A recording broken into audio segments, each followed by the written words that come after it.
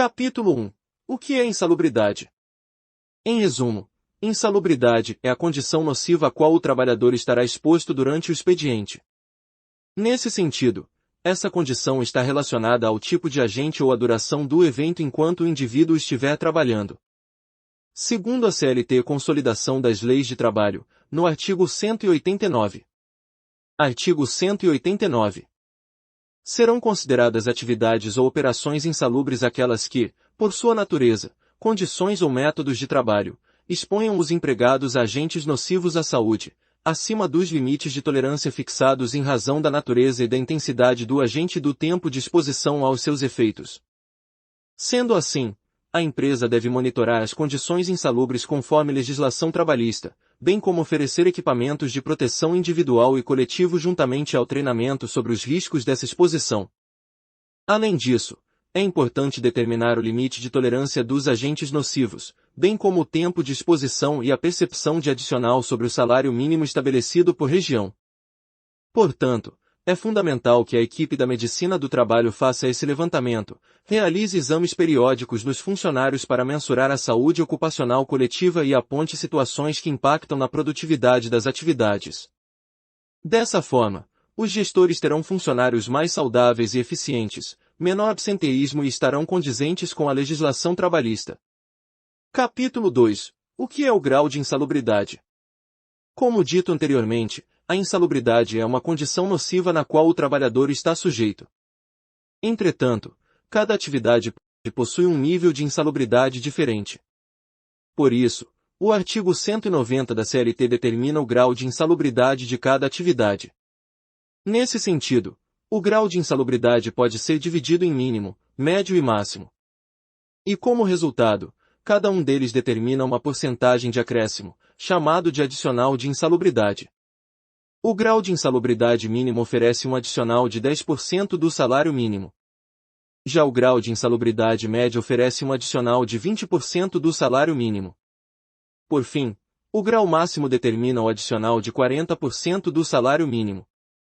É importante ressaltar que esse adicional é pago de forma separada do salário, sendo assim, no contra-cheque haverá o valor à parte. Como calcular o adicional por grau de insalubridade? Atualmente o salário mínimo brasileiro é de R$ 1.100, e agora realizaremos o cálculo da insalubridade dentro de cada uma dos graus de insalubridade. No grau mínimo, o valor do adicional é de 10%, logo se a atividade se enquadrar nessa categoria, teremos a seguinte conta. R$ 1.100 vezes 0,10, que é igual a R$ 110,00. Portanto, o valor do adicional será de R$ 110. No grau médio, o valor do adicional é de 20%, logo se a atividade se enquadrar nessa categoria, teremos a seguinte conta.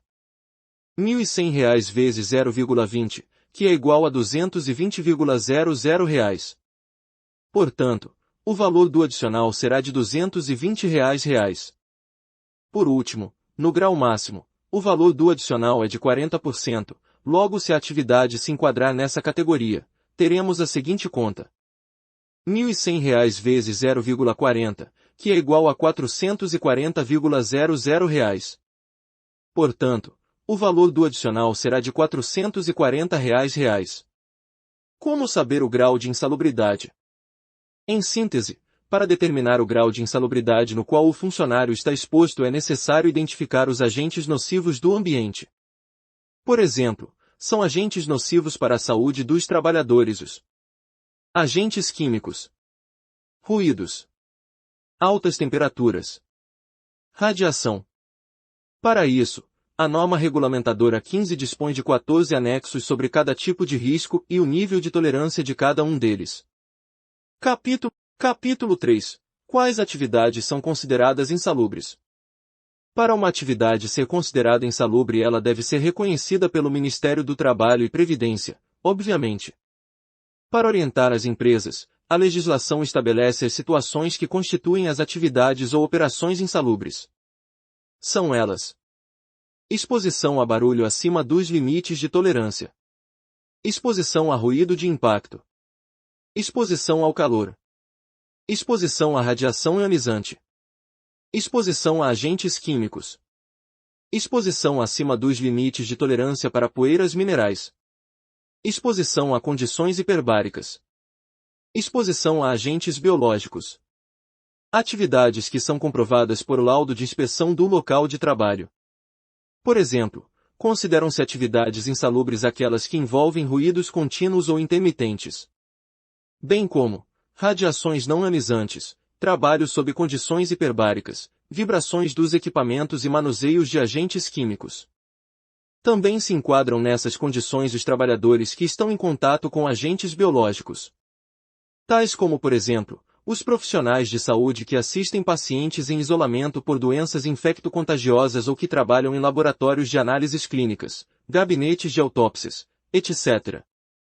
Além disso, outras atividades insalubres são aquelas em contato com locais alagados ou encharcados, que possuem umidade excessiva, como também para trabalhadores que são expostos ao calor excessivo. E como já mencionado, o funcionário receberá um adicional de insalubridade, que pode ser de 10%, 20% e 40% sobre o salário mínimo. Capítulo 4. Como proteger os trabalhadores da insalubridade. Muitos agentes ou substâncias utilizadas no trabalho podem prejudicar a saúde. Eles incluem produtos químicos em todas as suas formas, por exemplo, sólidos, líquidos, gasosos incluindo nanopartículas, assim como agentes biológicos como bactérias, vírus ou outros micro-organismos, que podem causar infecção, uma reação alérgica ou são tóxicos. Os riscos biológicos também incluem a transmissão de doenças entre humanos, HIV, hepatite, influenza, etc., ou entre animais e humanos, malária, dengue, etc. Além disso, os agentes nocivos podem estar presentes em qualquer coisa, desde tintas e produtos de limpeza, assim como em água, farinha, entre outros. Entretanto, as doenças causadas por esses agentes e substâncias utilizadas no trabalho são evitáveis. Pois, embora muitos agentes possam prejudicar a saúde, se usados corretamente, quase nunca o fazem. Quais são os perigos? Alguns agentes e substâncias podem causar asma ou outras doenças, incluindo o câncer. Muitos podem danificar a pele, e alguns podem causar sérios danos a longo prazo aos pulmões ou outros órgãos. O efeito pode ser imediato, como tonturas ou olhos picantes, ou gradual durante horas ou vários dias em caso de contaminação biológica, por exemplo, ou pode levar muitos anos para se desenvolver, como doenças pulmonares. Muitos dos efeitos de longo prazo ou crônicos não podem ser curados uma vez que se desenvolvem. O que os empregadores devem fazer? Os empregadores devem controlar adequadamente a exposição a agentes e substâncias, tanto químicas quanto biológicas, no local de trabalho que causam doenças. Isto significa identificar quais agentes e substâncias prejudiciais podem estar presentes, usados ou gerados, no local de trabalho. Compreender como os trabalhadores podem ser expostos a eles e ser prejudicados. Analisar as medidas que eles têm em vigor para evitar este dano e verificar se estão fazendo o suficiente. Fornecer informações, instruções e treinamento. Capítulo 5. Periculosidade x insalubridade. Insalubridade. Mata os funcionários aos poucos. Exemplo. Agentes químicos e biológicos. Periculosidade. Periculosidade. Mata o funcionário de repente. Exemplo. Explosões, inflamáveis, energia elétrica. No caso da insalubridade, o colaborador sofre danos progressivos, conforme o tempo na função. Esses danos estão, geralmente, ligados às condições de saúde e imunidade. Portanto, considera-se uma atividade insalubre aquela na qual o profissional é exposto a agentes que podem prejudicar sua saúde ao longo do exercício diário da sua função, ambientes com algum nível de radiação, produtos químicos tóxicos, ruídos altos ou temperaturas excessivas, altas ou baixas. Em longo prazo, a exposição a essas situações que ultrapassam o limite de tolerância deterioram a saúde do colaborador, o que pode resultar em danos irreparáveis. Por esse motivo, o Ministério do Trabalho listou as atividades que configuram insalubridade na norma regulamentadora 15. Por fim, é importante ressaltar que a lei estabelece que não é possível receber o benefício de periculosidade e o de insalubridade ao mesmo tempo. Isto é, mesmo que o trabalhador trabalhe em ambas as condições, apenas um acréscimo será possível. Nesse caso, cabe a ele escolher entre um ou outro, não havendo uma regra quanto à escolha. Capítulo 6. As 10 melhores práticas de segurança do trabalho. Organizações com funcionários que correm alto risco de se machucar geralmente têm estratégias de segurança no local de trabalho estruturadas e bem projetadas. Como estão cientes das consequências de negligenciar a segurança no local de trabalho, eles entendem que ter um bom plano pode melhorar significativamente a saúde, a segurança e o bem-estar dos funcionários. Vamos agora dar uma olhada em algumas práticas recomendadas para garantir condições de trabalho seguras. 1. Identifique todos os riscos de segurança no local de trabalho. Antes mesmo de começar a construir seu plano de segurança no local de trabalho, é importante definir e entender todas as fontes potenciais de perigo no local de trabalho. Identificar esses riscos e problemas de segurança é o primeiro passo para proteger os funcionários no local de trabalho. Alguns dos riscos mais comuns geralmente incluem ergonomia, produtos químicos perigosos, problemas mecânicos, poluição sonora, visibilidade restrita, perigos de queda e riscos relacionados ao clima. 2. Defina políticas de segurança e lembre os funcionários de segui-las. Após identificar todos os possíveis riscos no local de trabalho, o próximo passo é definir as políticas e procedimentos de segurança. Muitas organizações têm manuais de segurança que os funcionários podem usar como referência sempre que tiverem dúvidas. No entanto, não basta criar esses materiais se seus funcionários não os consumirem e os seguirem. É trabalho dos empregadores lembrar continuamente aos funcionários a importância de seguir as diretrizes de segurança. Além disso, sob ótica da CLT, os funcionários são obrigados a cumprir os padrões, regras e regulamentos estabelecidos pela lei e dispostos pelo empregador. 3. Manter os colaboradores alinhados para fomentar a cultura de segurança. Suponha que você esteja tentando construir um local de trabalho centrado no funcionário, garantir uma experiência positiva do funcionário e promover uma cultura de segurança. Nesse caso, todos os seus funcionários, incluindo líderes e gerentes, precisam estar alinhados. Aqui, os empregadores muitas vezes negligenciam a importância de comunicações abertas e transparentes no local de trabalho. Além de apenas ter um plano claro e treinamentos de segurança, as organizações precisam encontrar maneiras de incorporar novos comportamentos de funcionários, fornecendo histórias de segurança inspiradoras, comunicando novos programas de segurança e compartilhando os sucessos da empresa. 4. Construa um plano de comunicação de segurança. Muitas organizações estão agora implementando comunicações de segurança como um valor central da empresa. Esse foco em um local de trabalho centrado na segurança melhora não apenas o moral dos funcionários, mas também o resultado final. O plano de comunicação de segurança deve consistir em um conjunto de materiais, atualizações importantes da empresa, mensagens e outras campanhas internas que precisam ser comunicadas aos funcionários certos no momento certo. Além da pontualidade, a criação de conteúdo envolvente e relevante é crucial aqui. Ao criar seu plano de comunicações de segurança, sempre se faça estas perguntas. Quais são as principais mensagens que queremos comunicar?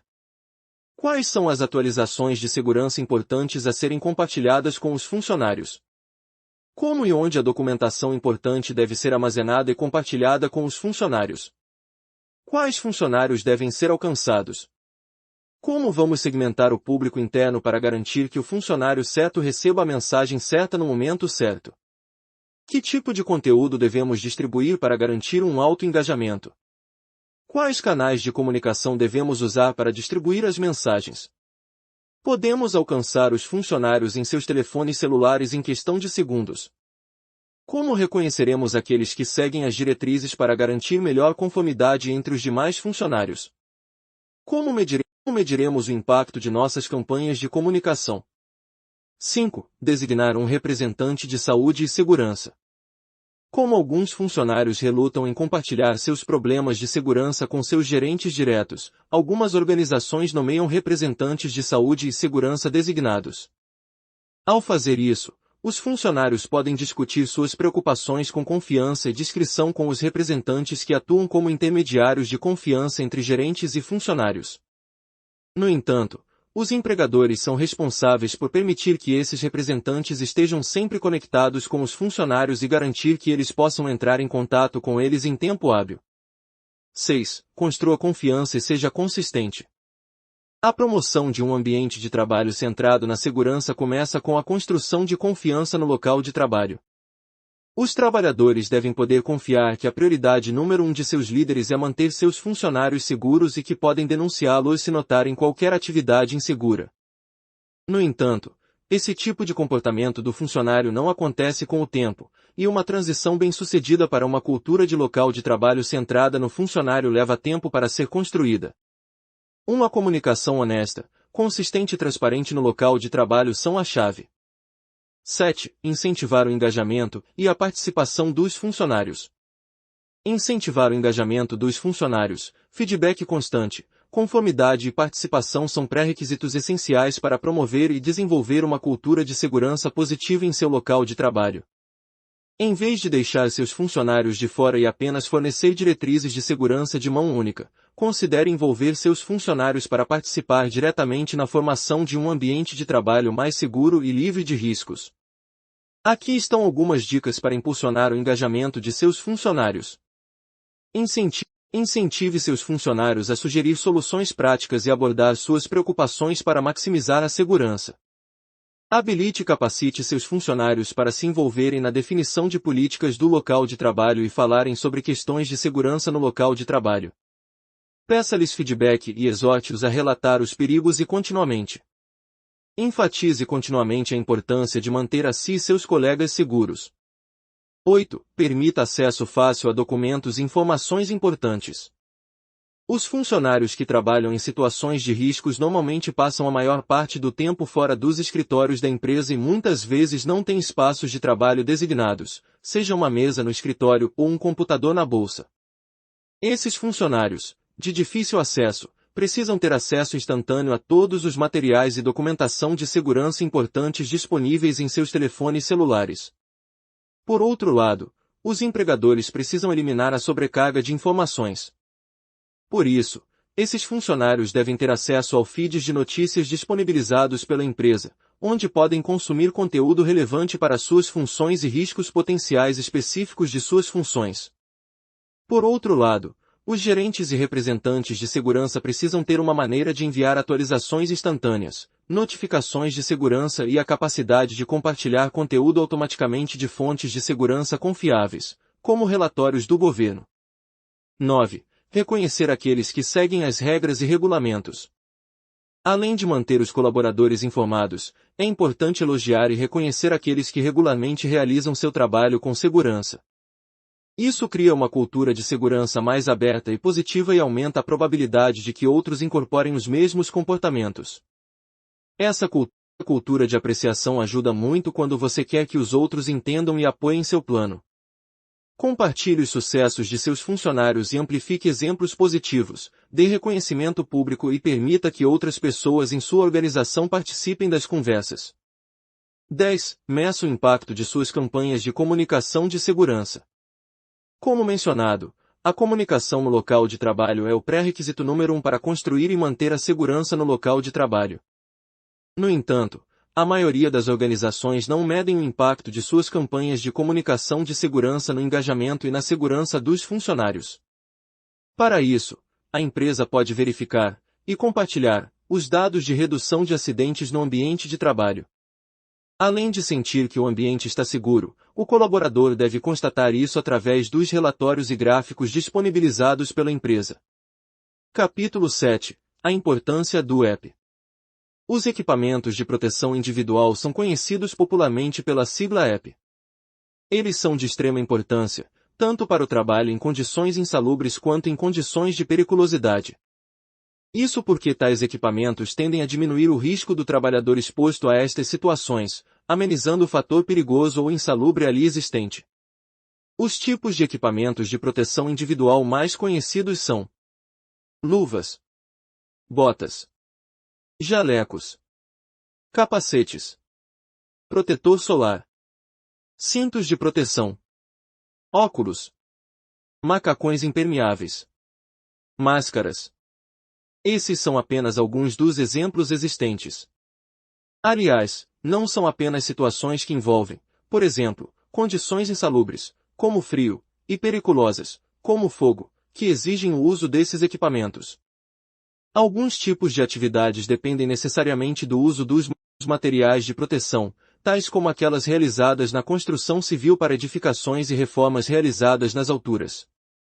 Além disso, é de extrema importância que sejam observadas as datas de validade do produto ou as exigências governamentais de tempo de uso de cada um deles. Dessa maneira, cabe à empresa conceder aos empregados os materiais necessários e dentro do prazo de validade. Compõe, ainda, dever da empresa, a fiscalização do uso do material de proteção. Ou seja, não pode o empregado simplesmente deixar de utilizar o app em razão de sua vontade. Isso, inclusive, pode trazer sérios prejuízos financeiros à empresa.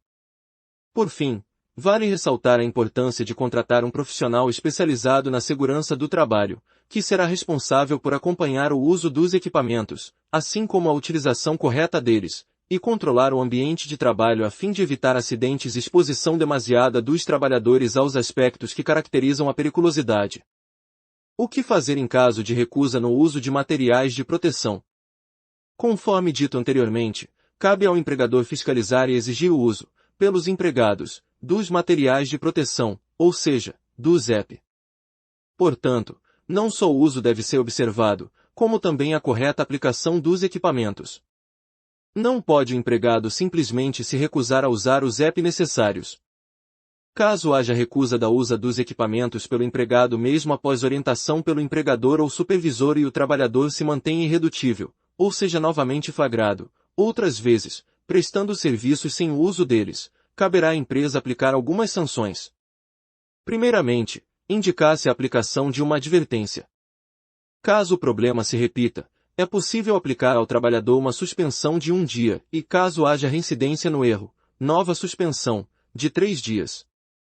Caso essas sanções não alcancem o efeito desejado e haja recusa do empregado em usar o ZEP mesmo assim, o empregador poderá dispensá-lo por justa causa ou, se for do seu desejo, realocá-lo para outra função.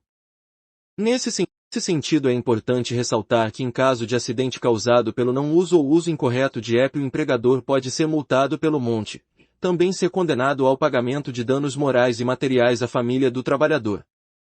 Capítulo 8. Como é comprovado a existência da insalubridade? Em síntese, quem define se uma atividade é insalubre ou não é a norma regulamentadora 15. Além de definir se a atividade é insalubre, a NR 15 define os limites de tolerância. Entretanto, apenas uma perícia pode emitir um laudo comprovando que a atividade é insalubre. Por isso, caso você suspeite que sua empresa está realizando alguma atividade insalubre, um perito deverá comparecer à empresa. Desse modo, o profissional fará uma vistoria identificando os riscos presentes no local. Uma vez identificada a presença do risco, o responsável deverá determinar o grau de insalubridade dessa atividade. Contudo, vale reforçar que apenas um médico do trabalho ou engenheiro de segurança do trabalho podem elaborar o laudo. Capítulo 9. Considerações finais.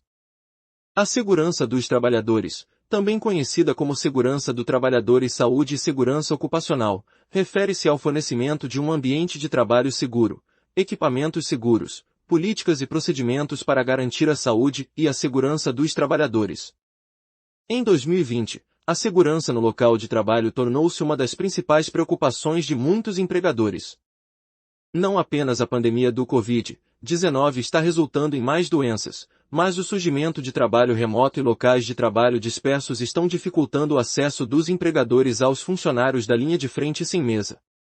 Embora as organizações tenham a obrigação moral de garantir condições de trabalho seguras, locais de trabalho inseguros também podem ter sérias consequências legais e financeiras para os empregadores.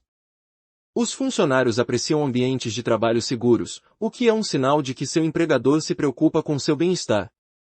Portanto, funcionários que se sentem seguros no trabalho também são mais leais a seus empregadores e permanecem mais tempo dentro de suas organizações.